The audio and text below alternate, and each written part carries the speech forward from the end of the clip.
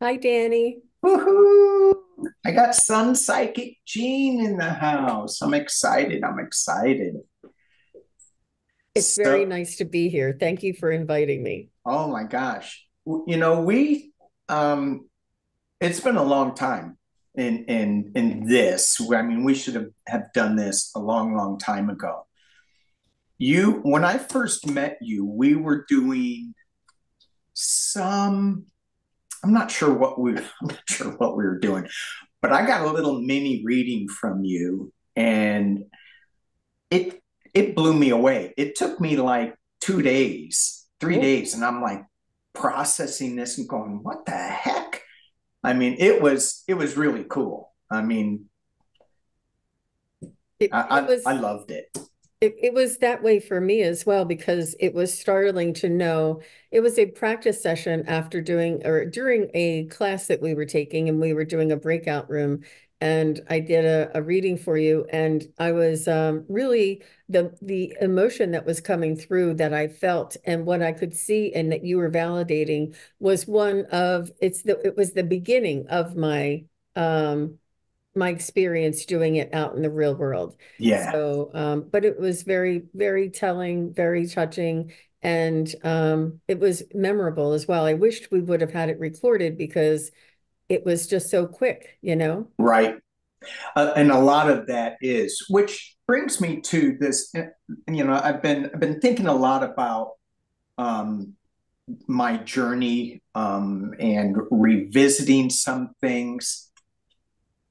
The evolution of the evolution of a psychic.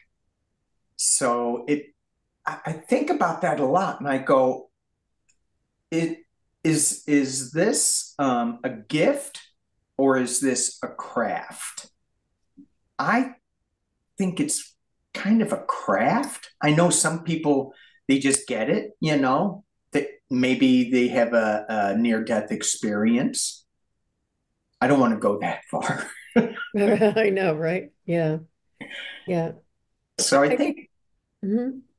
I go think ahead. it's a natural ability for everybody to be intuitive and insightful and receive information from the spiritual realms. And I think that it depends on how much we focus on it, how much we practice and believe and rely on it and use it within our own lives. And it does develop. There are some people who are just born that way and they have this knowing, and it's very apparent, but there's others that, and the stories that I hear from thousands of people that say, I saw my dead grandmother at the bottom of my bed. I saw my dog run across the room and after he was dead. We all have these occurrences that allow us to believe that there's more than just what's right here in this world. Yeah, Um, yeah, but yeah, it was an insatiable draw for me to find out more. And I started with Reiki, and then I went to crystal healing because I learned about mm, crystals in Reiki.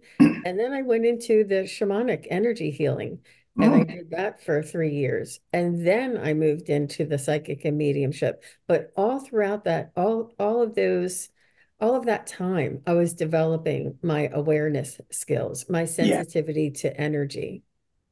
right, right. Yeah, yeah. I mean, the Reiki to the crystal healing to the shamanic healing. Talk to me about the shamanic healing because I'm fascinated with that. And I mean, I'm fascinated with all of this stuff.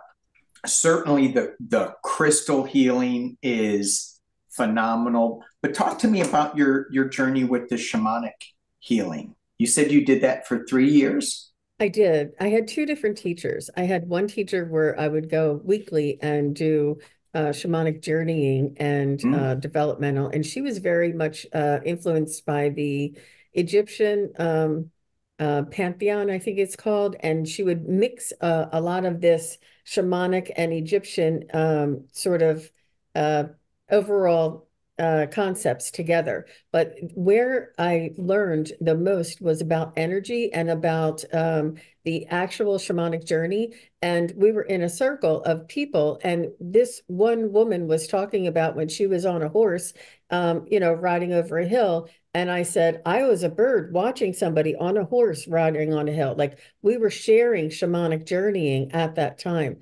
But it was really hard. And I want to let everybody know that it's not something that happens overnight, sometimes maybe, but it was really hard for me to hang on to that image or that vibration, or it was really hard. And I had to train my focus. I had to train to hold on to that image that was being downloaded at that moment. And it was very much a practice that I had to do over and over again in order to be able to get the full story. It would just be like a flash. And then through doing this on a weekly basis with this group, I was able to develop into, the full shamanic journeying. I Yeah. then moved to another teacher, and she had more of a Buddhist influence with her shamanic teachings. And that was really interesting. And what she offered were weekends, long weekends, Friday, Saturday, and Sunday. She would take us off into the woods, and we would have a bonfire, and we would sit around this bonfire on these cold rocks and freeze outside and draw stuff in the dirt and pick up sticks and blow on the sticks and bury the sticks and pick up rocks from not beautiful rocks, like just rocks from the nature. And she Like introduced this me. beautiful rock. Yeah, she Oh, introduced me to that wonderment of the earth and the spiritual realm, the spirits, the elementals and the spirits and the energy of earth and all the mm, directions and the fire. And it was it was such a blessing that I was able to fully immerse myself into those weekends, because it takes a while to decompress from the job and the home. And so, and I expanded, and during that time was where I did my own healing. And I think that is really self-examination, self-realization, mhm. and self-forgiveness. I, dark night of the soul, cried for things that happened, in my childhood, and, understood them and gained perspective and came out with wisdom. You have to go through it. You can't go around it. Yeah. Yeah. It's super important. You have to go through it. Can't go around. I'm pretty good at going around it, and it doesn't work that well. So I excuse me. I liked what you said with when you were the eagle above, and you go, and it's just a knowing. It's just a flash. It's just a second, and then you try to hang on to it, and it may be gone. So that's what I think of as the craft. And maybe it's the craft of holding on. Oh, maybe that's a book. The craft of holding on to these psychic images. Yeah, it does take a while to just drop in and stay in. And if the eagle flies away, bring it back, call it back. And we forget um, that we can do that we can bring the eagle back, that we can talk to the eagle, that we can get information from. The thing that I just love about shamanism is the universality of it all.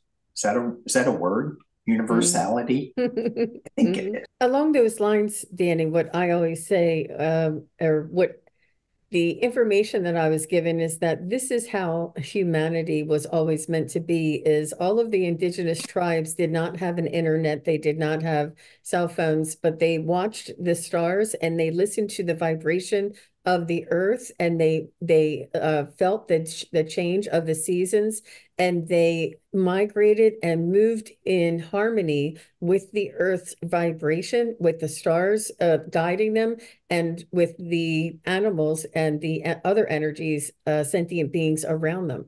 And I feel like this is the way humanity was always meant to be, intuitive and mindful and aware of all of these other energies around us. But with, I guess the industrial age and all the religions and things, they took us away from our natural state, and now it's just exploding that we're coming back into this natural state of who humanity. We've always had these abilities, these gifts, and these tendencies, and it's just I've always felt that that was meant to be. Mm-hmm. Wow, we're going to put a little asterisk on that one because that was a great sentence there. The thing that struck out to me, it was all, I think, perfectly said. Mindful of the energies around us. We get so caught up in our own little bubble, our own little awarenesses, that when we actually get quiet, and it goes back to the practice of being quiet, we get to hear the other energies around us, the trees, the rocks, crystals, the harmonics of the earth. And we get to be mindful of all that is.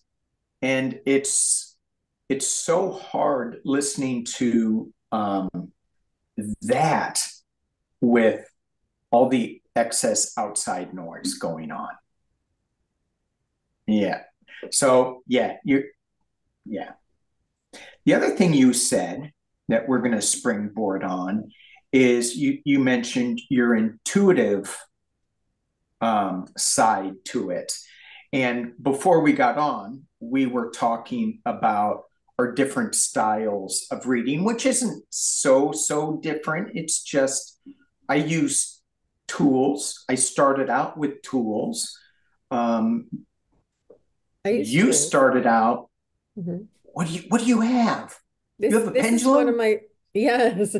I was introduced to my pendulum early on in my Reiki, and we used it again throughout all of my training, and we used it throughout my shamanic training. And I've always used it. I've had a pendulum by my side for many years. So, and All right. it's a big, it assists me answering questions and helping people when I need my own analytical or my judgmental or I want them to get the job. I don't want to have that Yes. interfere with the reading, and I want to Yes. have a pure answer come through. And I trust that my spirit guides will show me the what is the answer is, or what the message is, through my pendulum. I trust it Yeah. very much. Yeah. And this is similar to what we were talking about before, where it's a confirmation. Developing a trust and a consistency that is reliable and trackable, and yeah, that trust is really important. Now, Yeah. Yeah. I do use cards. I do use tarot cards for myself, and I read for myself, and I read for family. I do have a lot of oracle cards as well that I absolutely love. But I just with the being on YouTube and having the quick succession of the readings, I find that it's just is something that is hard for me to incorporate. So I do understand the craft and the trust and the Yeah. reliability. And sometimes you see something and you're like, I can't believe it, even though the card is saying you're going to make it through, and you're like, but how? How am I going to make it through? Right. There's still yeah, but I do definitely understand and rely and trust that spirit comes through us and helps us to display or show a story or a sequence of happenings through the cards. And I Right. think it's magnificent. So when I do online YouTube stuff, I mean, I am blown away with how, you get this energy. For me, there's so much external energy out there that it's hard to focus on the question, the person asking it. And so I get muddied. And so that's where the cards help me. Good. I'm glad to know that you're a closet card thrower. Yay. I Absolutely. am. I just spent 3 days without cards in this seminar, and what you said was it's all about trust. It's you mentioned another word I'm going to use, confirmation, that the information that you're getting is correct, that you're giving is correct, because we think that we're making all this stuff up sometimes. And yeah, but we're not, if we're tapped in, if we're um mind I love this phrase, mindful of the energies around us, then I'm not sure. We just have to say it and see if it resonates with the other person. And if it resonates with the other person, great. And if it doesn't, well, that's good too. Don't take it. I Right, know, I right. know a lot of people go, I'm just going to believe what you say. Don't. It Mhm. has to fit within where you are on your path today, which is why I like journeying a lot. Yeah, yeah. So I think that with deciphering the messages that are coming through practice and through our craft, we learn discernment. And we also learn the vibration of things. And Mm, we learn that what we are getting from the loved ones on the other side, specifically for me, is it comes through my own imagination.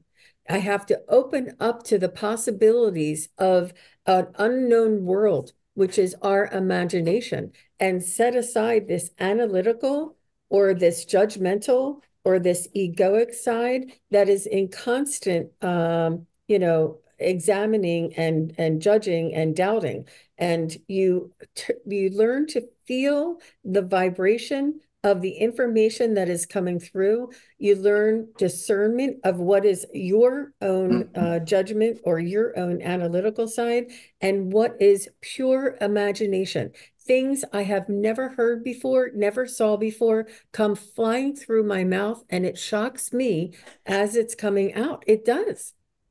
And that's when I know. And I call it like in the pocket. And believe yeah, me, there's sometimes it's hard. Sometimes I'm like, they just give me like little drops, and sometimes they come in like a magnet, and it's very flowing. So it just depends. Each one is just a little bit different. right, right, right, right. Do you have anything else you want to say about your process? I could talk to you all day. This is Mm, I, fascinating. I think we covered a lot of it. We can move on. I can't wait to find out what we're going to talk about next. Okay. It's lovely. It's lovely. And it all comes around in a circle. So Yeah, it yeah. does. Yeah, it does. Um, all right. So, um, let's go with, we're going to stick with kind of shamanism. Here's the things that you said that we could read on, which I was going, wow, that's a lot. So They were what you said was galactic shamanism, elementals, Shasta, personal reading, spiritual sharing, etc. So we talked about the spiritual sharing a little bit. So where do you want to go? Galactic, um shaman, I, I elementals? I do want to share that some of my knowledge has been through doing readings and having people ask me for messages. And like, for instance, when I'm on YouTube and somebody says, I have a pet parakeet who died, you know, 10 years ago or something, can I have a message? And I said, well, I've never read a parakeet before, but let's see what we can do. And I actually got that he loved every morning when the family would come down and say hello to him, that he was part of the family. And he didn't understand why he had to stay in the cage, that it was for his own protection. He wanted to be outside the cage in with the family. And it was so heartfelt and so real. I thought, I had never done that before. So I think it's important to have an open mind and allow for that information to come through. And with that, somebody asked me for a message from Chief Eagle Feather, I don't, and White Buffalo Calf Woman. Oh, And I have it as its own little short on my YouTube page because it was so profound for me that as I was bringing through this message, my cadence in my voice it slowed down and became melodical, and it was like it was a very profound energy that came through me. And I remember that White Buffalo Calf Woman said to listen to the harmony of the earth, listen to the harmony and feel the harmony, tune into the harmony, that there is a vibration and there is a frequency and a harmony. And I remember that had head to toe chills.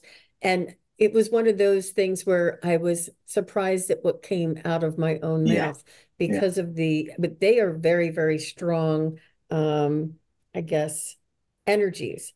And I, it was, and this is how I learned some of the things that I've referred to is from what I gain through some of these messages I bring through. yeah, yeah. So let's just go with that. Let's piggyback on that. So there is, oh, hang on.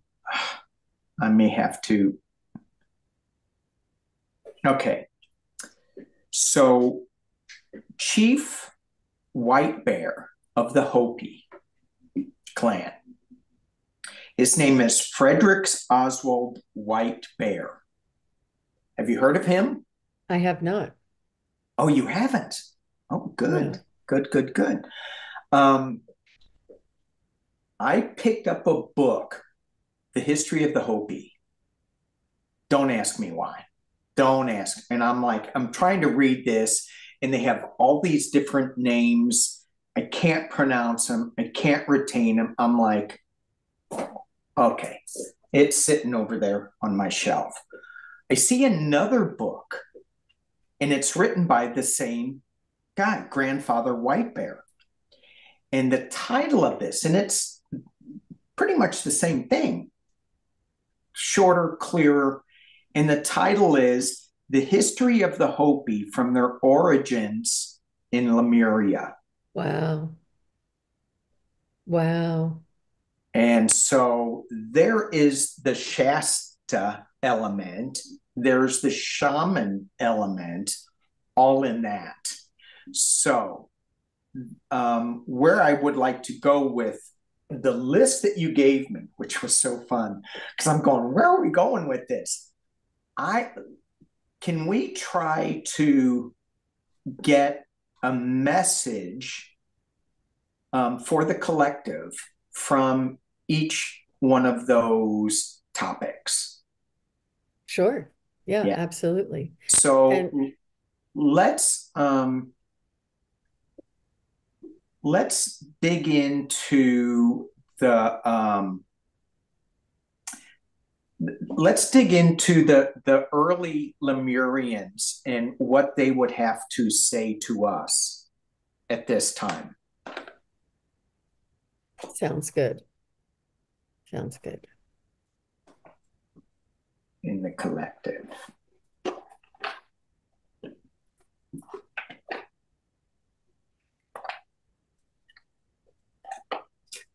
Yeah.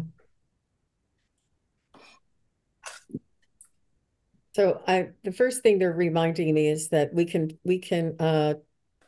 travel there and communicate with them at any point in time that we wish. That the existence of Lemuria is not linear. It is all existing all at the same time. All is now. The energy is accessible. The information is accessible.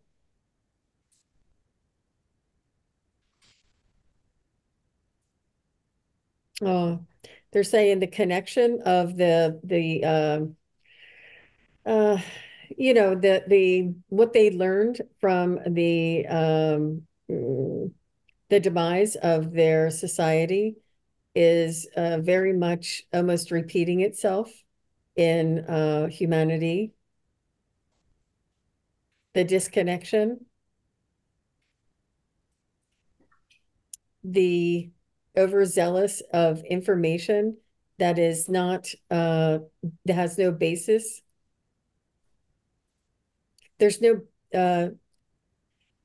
it's important to maintain the root connection and the spiritual connection and the vibration, and not to get ahead of ourselves.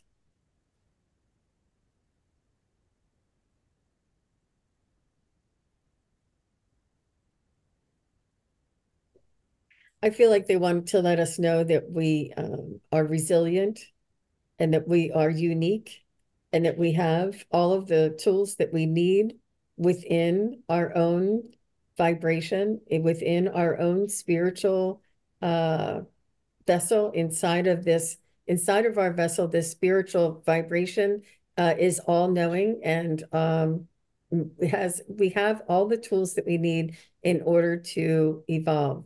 And they are reminding us, calling us,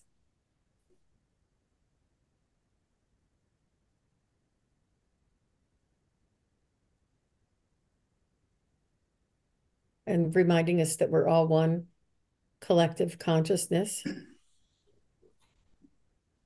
It's more than just the physical existence of the community or society, or and our community and our society.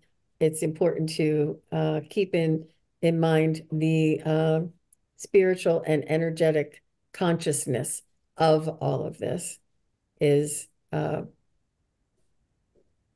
important to keep in mind. And I'm just going to stop there because I heard a little bell. You heard a bell? I think it was my email or something. Well, you have to pay attention to those little bells. The Yeah. first word that I heard before I threw any cards on this is healing. So the message that I get from them, and that was beautiful what you were saying. There was so much in there. It was amazing. And to piggyback on that, it's yeah, we have everything we need to evolve. Um, there and to heal ourselves, because we feel that there is such a huge divide and a huge separation, that when we tap into the energy of the earth, that we know that we're all part of the same thing. The cards that I got, the first ones I thought was simplicity, and then I got love, and then just for the time, I got feline. And I'm like, really? Are you trying to make a joke here, cards? But we are birthing into a new information. One of the things that I got with the cards, with all what you were saying, was the intention of manifesting what we want. If we just are, so the first image I got was being in an ocean and the waves kind of gently moving us around, shifting us, moving us, healing us, getting rid of some stuff that we don't want. However, those waves, there could be a rogue wave that knocks us around. And so that's where I'll go back to the word craft. Our craft of how to stand in the surf is really important. If you've ever been in the surf, there's a way to stand in it so you're not going to get knocked down by the wave. You can bounce around, but you'll still be upright, or they'll just knock you on your ass and roll you around in the sand. But the last card that I pulled with this was the intuition card. And it goes back to what we started with, is trusting the intuition as it comes in, and knowing what is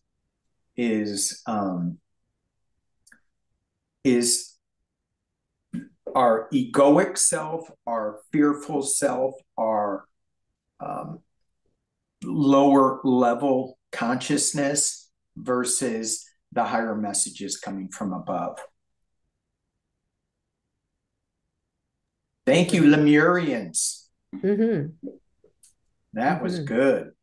And, and we wonder why we're attracted to Mount Shasta, because that's where the city of Telos is. And it's a higher dimensional city. Mm-hmm. Yeah, I was during my shamanic energy healing classes, we learned I was introduced to the energies of Mount Shasta, and felt a great affinity and connection to it.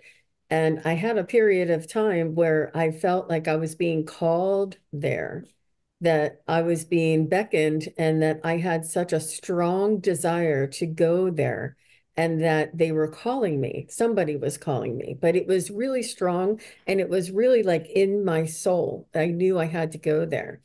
I planned the trip. I mapped it out. I knew where I would go inside and do my meditations, and it didn't come to pass. I still Oh, have not been there. I've had an invitation from a friend, and but she says that you can also travel there, which sure. I have in meditation. And but the strong desire and the pull is not as strong anymore. But it is it is something from like what I feel when I'm being led or guided by, and sometimes I feel like they're insisting, like go now, like Yeah. it was really insistent. But it has since, I think that there was a window of opportunity for me to go there and Yeah. expand. I was going through a really rapid awareness ascension, and there was so much going on, and I was trying to absorb some of the information that was coming in. And so that window of time had passed, and I do still think fondly of that calling, but it's just not as forceful of a pull right now. Yeah. And you're on the East Coast, so I, it's a that's a strong bus pull. ride or two. Yeah. Yeah. Yeah. Mhm. I live 8 hours away from it, from Shasta. So I've been going there for the past 4 or 5 years every June. Mm. And if I go up the coast, up into Washington or Oregon, well, you pass by Shasta. And the first the first time I saw it, I go, well, that's a big mountain. That was a big mountain. And but I was just passing by. The second time I was going there, it was crazy. I mean, the energy was just off the charts. And then the third time I went there, Dr. Gale had just moved there. Oh, wow. And so I go to see her, and now I'm aware of the galactic energies. And you were one of the first ones that said, "Hey, you need to open up into this." And I'm like, "What?"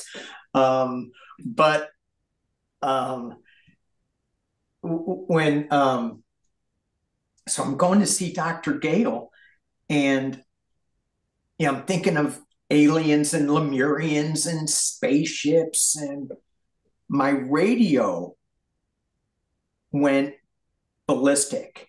It started talking in a low level hum vibrational change language. It didn't make any sense.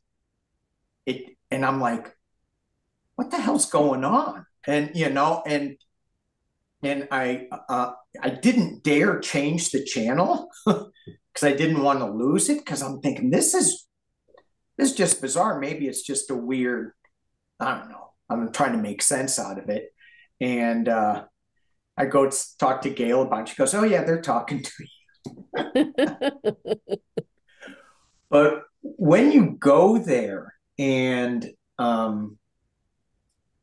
I do believe that we can go there in our minds, and that we can experience that same thing through a shamanic journey, through meditation. When you're there, it seems a lot easier. It's just off and running. Where now for me, I'll go, okay, let me get in that space, get in the space, get in the space, get in the space. Where if I'm on the mountain, it's like, okay, oops, I'm in the space.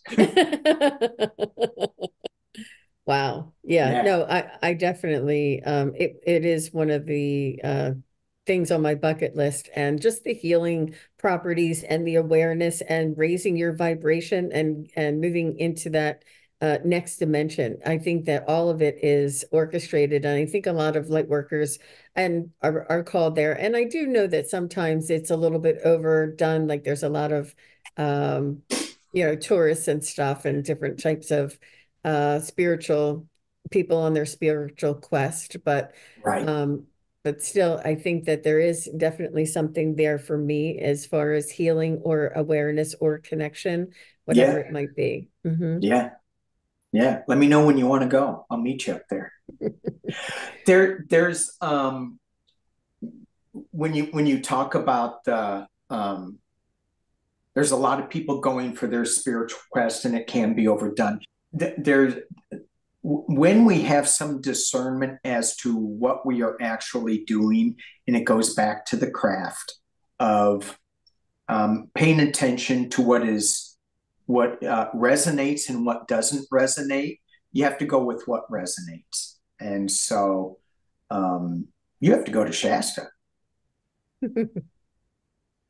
You do. I I was watching a show on, I think it was Netflix, and it was about Shasta, and they started talking about all the evil stuff that's going on there, oh no. and I'm like, what? I've never ever felt an evil presence up there ever. There's indigenous people who say don't go above the tree line because there's bad spirits. Well, there's reverence, and then there's irreverence. Yeah. So if you go up there in irreverence, well, guess what you're going to get? Yeah. Yeah, I like that you have that. I too find that I go back to that word of reverence, because I've been reminded by spirit guides and loved ones on the other side that how important it is, and how precious it is, and how truly remarkable and unique, and it's this and reverence is the only way that I can find to describe it, that we have to humble and remove our ego and open up our trust to this reverence. And people might call it a higher power.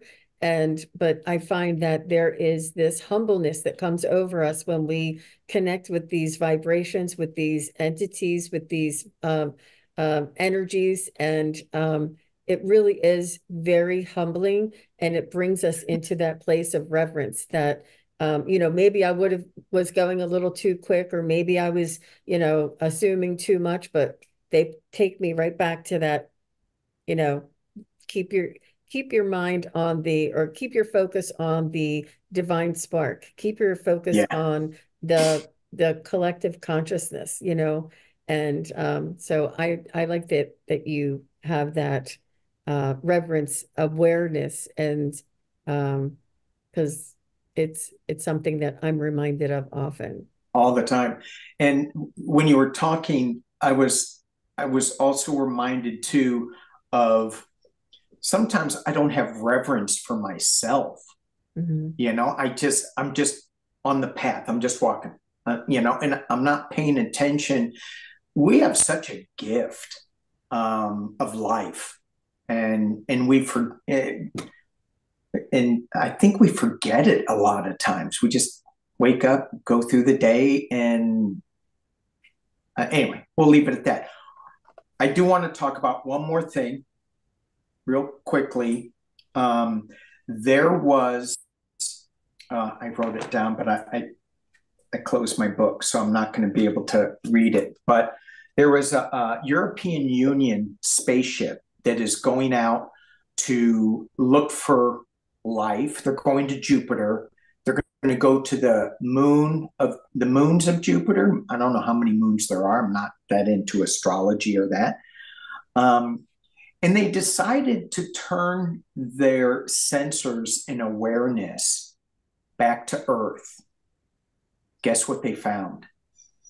Earth is habitable. Mhm. You could have life on Earth. And I thought to myself, wow, we can have life here if we choose it. Mhm. And I'll Yeah, just end it's there. um yeah, I think that it's the knowing that of the different races and energies and consciousness out there is known and accepted, but the actual science behind it and the tangible evidence is something that they have always said, humanity is not quite ready for, even though they say that there are extraterrestrials or different races, different galactic races here on this planet at this time, and that they say that the government knows. I think that some divisions may know, but I'm looking forward to the day that it is undeniable to the masses and not just accessible to the open-minded. And I don't know if you know who Daryl Anka is, Bashar. Mhm. Yeah. He's somebody who I admire, and he is saying that there is a timeline in the next few years for this to be the case. But I think that people say about disclosure, that word, and I said, our disclosure. We, uh, we who already connect with and communicate with other races and other the information that is available here, we are the disclosure. Like it's not waiting until somebody else tells us it's okay to have disclosure. We already are disclosure, and I think that Yeah. it takes each and every one of us to just come to that reality and that awareness, because otherwise it's really very silly to think that we're the only intelligent life in this multiverse. It's just it's very egoic of Well, humanity. I mean, we didn't even get into the elementals. We didn't Oh, even get into all of that. It's like, oh my gosh. No, we're the only ones worthy, us two-legged. I mean, are you kidding me? Are you anyway? So I love that. We are disclosure. Yeah, very And cool. it didn't come from me. It was a something that I got from a a message that came through. Yeah. Hmm. Yeah. I'm gonna attach it to you. So But it is something that I've learned along the way, and I feel very blessed and honored that the information that does come through, that I'm able to acquire a perspective and a an awareness and an understanding that allows me to move forward in this quest for wisdom and sharing that wisdom. And we're always learning, nobody's, but it's I feel very honored to have this ability to communicate with the universal laws or the universal lessons. Um, when I do go on journeys myself, I call them spiritual journeys, and I do raise myself into I go through a level of moving up my consciousness, my level of consciousness. And when I get to a certain level, I can reach my galactic council. And the information that comes from the galactic council, I just want to cry. It is so loving, are they reassuring. mean? Are they mean to you? I'm They gonna go are talk to them. Don't be mean it's to Jean. yeah, it's really you can feel it. You can feel the resonance, you can feel the Yeah. overwhelming truth of it and the vibration and the energy that comes through the information. And you just feel so humbled and honored and um, you know, just you're a steward of this information now, Yep. and you need to display, project, and teach. Yeah. Wow. Wow. Yes, yes, yes. Well, listen, we are at an hour over, so we're going to end it here. Jean, I am honored that you came on my show. Thank you, thank you, thank you. This has been great. And I Thank you don't know, for is it my show? It's collective, it's the collective show. Anyway, thank you for joining me on this beautiful Monday. yes. Thanks for Awesome. inviting me, Danny. It was so interesting, so lovely connecting with you. I Yeah, I appreciate the time. we'll do it again for sure, for sure. Okay. All right, everybody. Thank you for watching. Peace and love.